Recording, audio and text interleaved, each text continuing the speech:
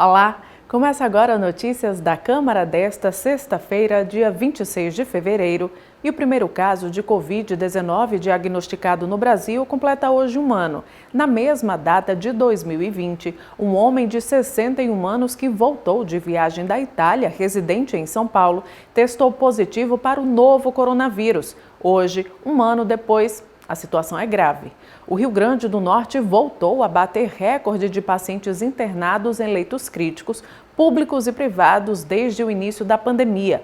De acordo com a plataforma Regula RN, na região metropolitana, 28 pacientes estão na lista para leitos críticos. 3 aguardam avaliação, 6 aguardam transporte para um dos 21 leitos críticos disponíveis na rede pública de saúde. Quanto aos leitos clínicos, 34 pacientes estão na lista, 10 aguardam avaliação, 8 aguardam transporte para um dos 37 leitos clínicos disponíveis. Vamos agora aos dados mais recentes divulgados pela Secretaria Estadual de Saúde Pública. O Rio Grande do Norte contabiliza 163.515 casos confirmados, 84.710 casos suspeitos e 359.798 casos descartados. Já foram confirmadas 3.553 mortes, 730 foram descartadas e 705 estão sob investigação.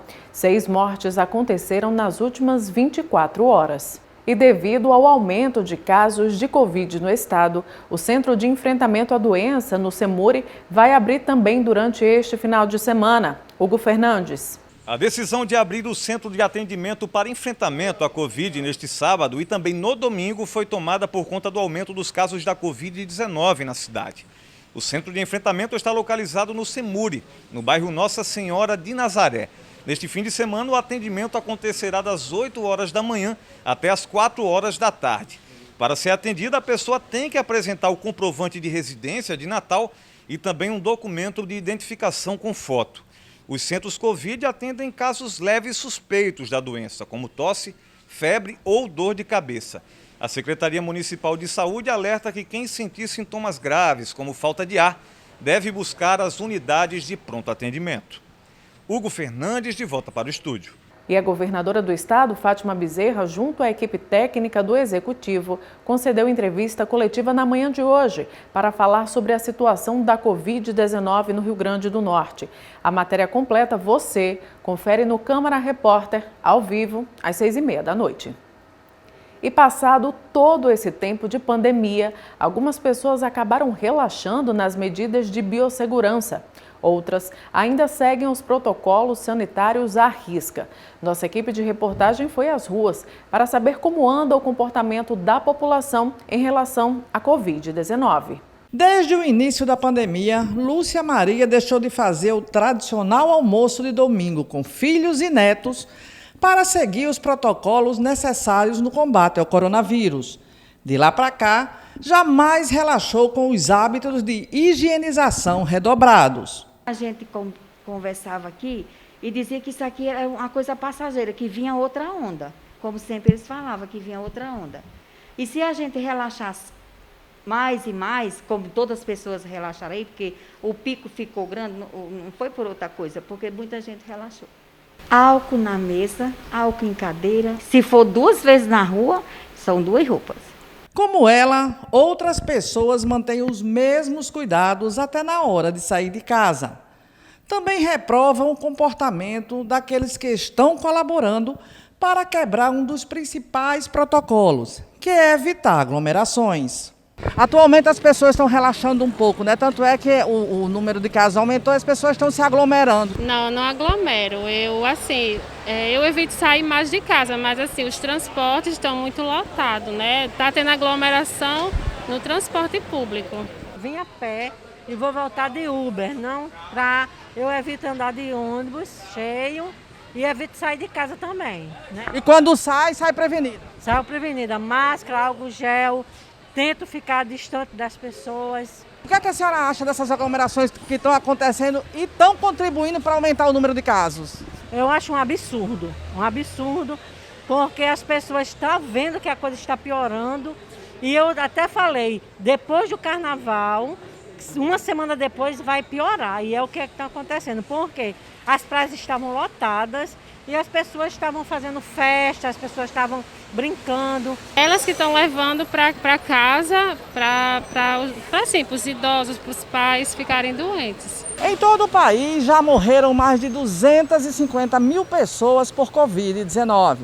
No Rio Grande do Norte, esse número ultrapassa as 3.500 vidas perdidas. A maneira mais eficaz para evitar a propagação do coronavírus é a prevenção. Para isso, basta seguir os protocolos das autoridades de saúde, que são amplamente divulgados. E nunca é demais reforçar algum deles. Lavar as mãos com água e sabão, usar álcool em gel, manter o distanciamento, usar máscaras e evitar aglomerações. Mesmo com todas essas recomendações, não é raro encontrar pessoas sem a preocupação de cumprir os protocolos. A máscara muitas vezes muda de lugar. Os cuidados com a higienização das mãos não têm tanta importância e as aglomerações são um caso à parte. Todos os protocolos são importantes de lavagem da mão, do uso de máscara, da não aglomeração. Todos têm o mesmo papel, cada um no seu papel individual, mas é exatamente a somatória de todos esses protocolos que, no fim, vai impactar negativamente o número de casos, ou seja, vai diminuir o número de casos. Como em qualquer doença infecciosa, não se relaxa no criadouro do mosquito da dengue, não se relaxa no uso da camisinha para prevenção de HIV e não se relaxa nos protocolos de higiene e de aglomeração no controle do corona. É uma questão de educação em saúde e todas as pessoas têm o dever, têm a obrigação de seguir com esses protocolos. O número de casos de pessoas infectadas pelo coronavírus aumenta e diminui constantemente. E isso faz com que o descaso das pessoas com os protocolos seja recorrente. Apenas a imunização da população pode alterar esse quadro. Com a chegada da vacina, a situação está mudando gradativamente, mas ainda não dá para relaxar com as medidas de prevenção, como explica o infectologista Kleber Luiz. Enquanto a população não estiver completamente imunizada, há a possibilidade de novas ondas do coronavírus. A sorte é que agora já há pelo menos vacinas disponíveis e essas vacinas certamente vão ter um impacto negativo no número de casos, ou seja, vai controlar o número de casos na nossa comunidade. E olha só, o INMET, o Instituto Nacional de Meteorologia, emitiu um comunicado de perigo potencial por causa das chuvas para 19 municípios do Rio Grande do Norte, além de Pernambuco e também da Paraíba. O alerta é válido de hoje até às 11 horas da manhã do sábado. Segundo o INMET, a previsão de chuvas com intensidade de 30 a 60 milímetros por hora ou de 50 a 100 milímetros por dia, com risco de alagamento e também deslizamentos. No município de Baía Formosa, a Defesa Civil foi acionada na manhã de hoje após registrados diversos pontos de alagamento e queda de energia. E a gente volta a falar sobre saúde porque estamos vivendo o Fevereiro Roxo, mês de conscientização sobre a importância do tratamento e acompanhamento médico da fibromialgia. Desde a adolescência, Isabel convive com fortes dores no corpo, principalmente na coluna. Por muitos anos, o incômodo foi tratado como um problema emocional. Somente em 2014, ela descobriu o real motivo de tantas dores. Foi diagnosticada com fibromialgia. Eu comecei a sentir muitas dores na adolescência, por volta de 17 e 18 anos. Cheguei a fazer alguns tratamentos de fisioterapia e, assim, muito medicamento, mas nunca tinha um diagnóstico fechado. Já com 40 anos, aí eu fiquei, andando de moleta. Eu tive que passar mais ou menos por uma junta médica para poder chegar a esse diagnóstico, porque não existe um exame específico para ser diagnosticada a fibromialgia. Para amenizar as dores, Isabel toma entre 8 a 12 comprimidos por dia. Após ser diagnosticada com a doença, ela teve de ser afastada do trabalho. Quando voltou, foi remanejada para um setor mais leve. Como eu sou professora, eu só conseguia dar uma parte da aula, o restante da aula eu não conseguia. Tive que ser readaptada porque eu não conseguia dar conta dos meus trabalhos. Não tenho vida social, porque a fibromialgia, uma hora você está sorrindo, feliz, e outro momento você está chorando em cima de uma cama, querendo ficar deitado o tempo todo, sem querer falar com ninguém. Para conscientizar a população sobre a importância do acompanhamento médico e do tratamento da fibromialgia, foi criado o Fevereiro Roxo. A campanha este ano traz o tema "Se não houver cura, que no mínimo haja conforto".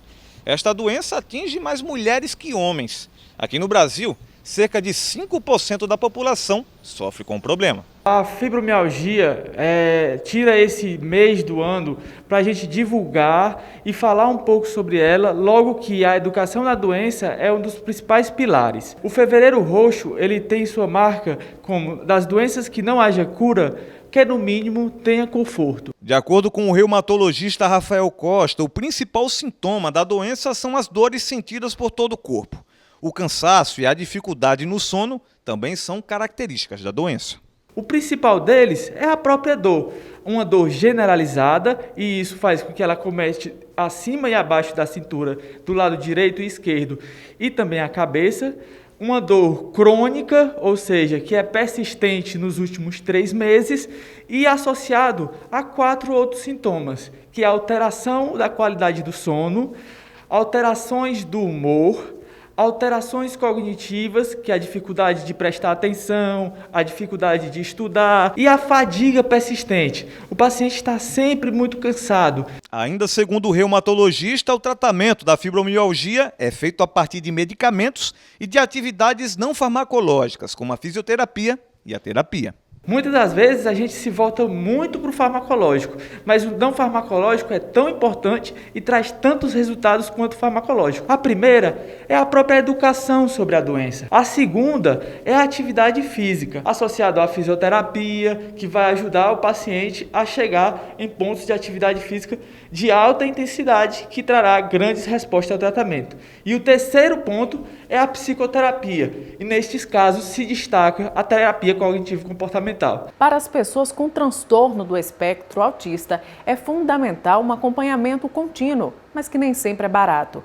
E para ajudar essas pessoas, o Núcleo de Estudos e Pesquisa de Análise Comportamental está desenvolvendo um projeto de extensão com oferta de acompanhamento multidisciplinar gratuito.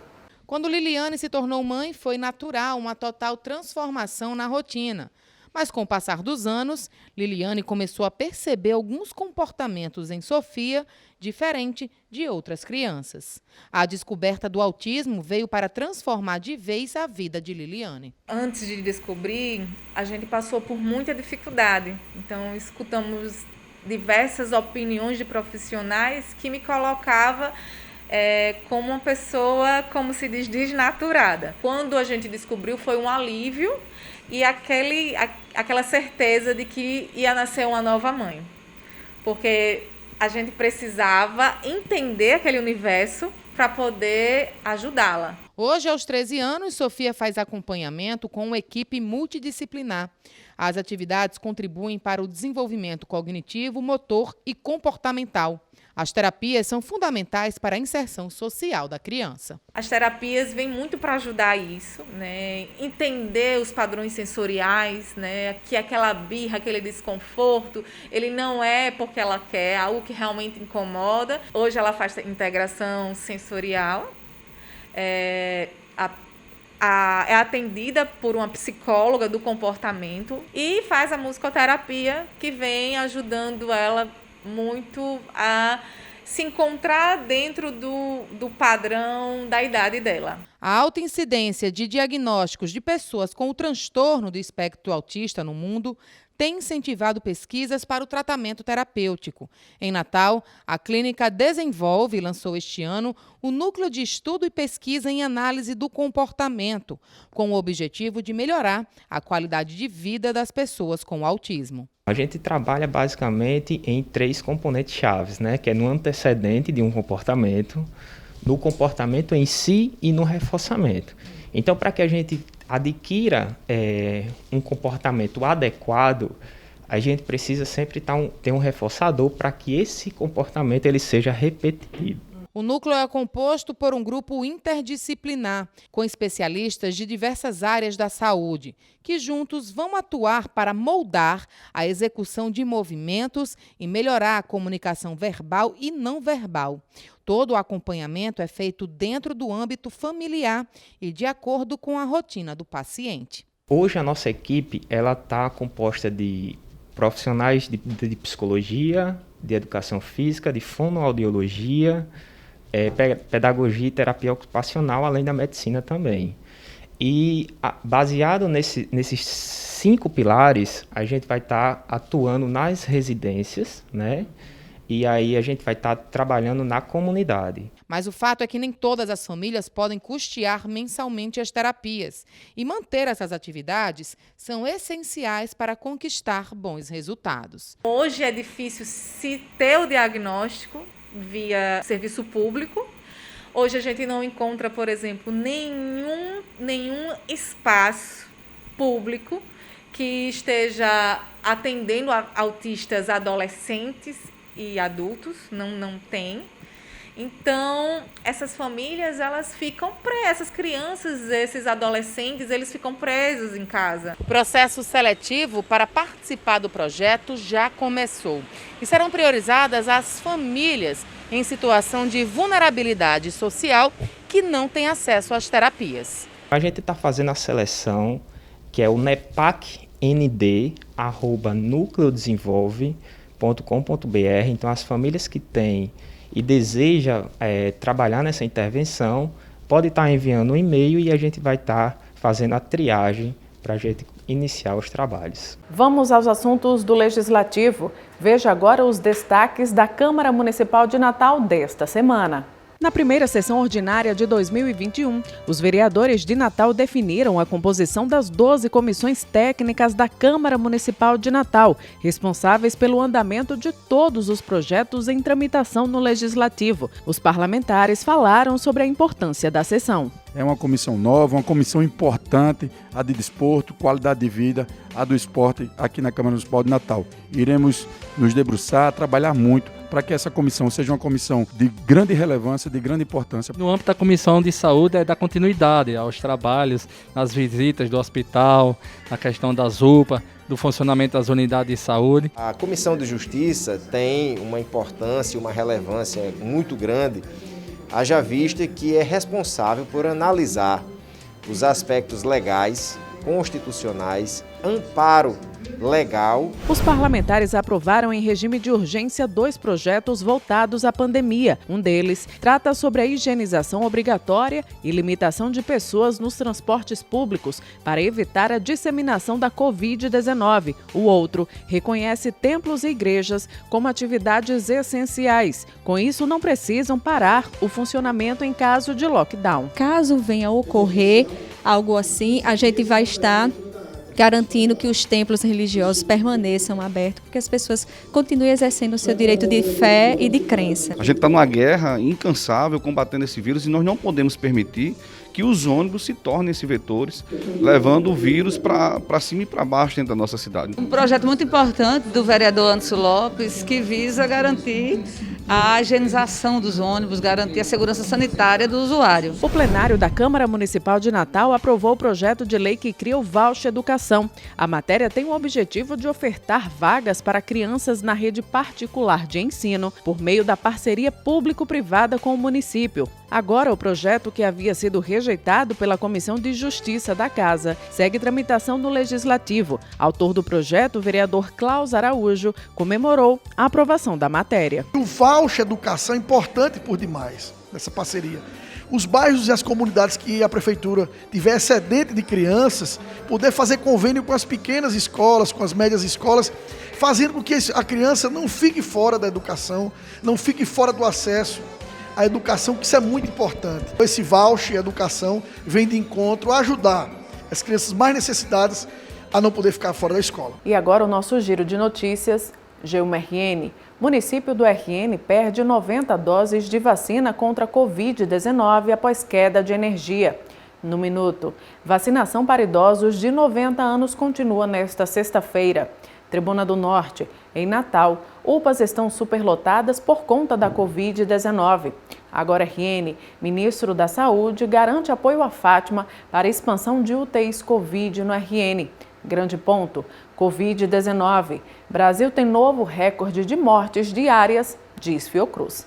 Bom, e eu me despeço por aqui. Tenham todos uma ótima sexta-feira e um excelente final de semana.